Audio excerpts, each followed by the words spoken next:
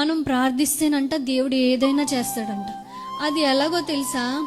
నీకు అది అవసరమైతే, నీకు అది కావాల్స్తే, నీకు ఇప్పుడే అర్జెంటుగా నీకు కావాలని దేవుడు అనుకుంటే, నీకు అవసరమైతేనంట అది భూమి మీద లేకపోయినా సృష్టించి నీ దగ్గరికి తీసుకొచ్చి పెడతాడంట.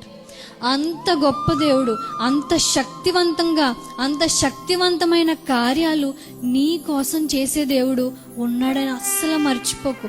ఏలియా జీవితంలో చేశాడు. ఏలియా అనుకుని ఉండడు, వెధవరాళ్ళనిచ్చి పోషించాడు, ఓకే, అది పర్లేదు. కానీ ఇక్కడ కాకితో పోషించడం ఏంటి?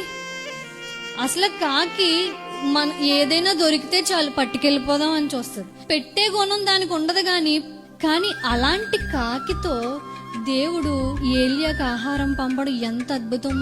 దేవుడు శక్తివంతమైన కార్యం నీ కోసం చేయగల సమర్థుడు. నువ్వు ఆయన నమ్మాలి. ఆయన నీ కోసం ఏదైనా చేయగల సమర్థుడు.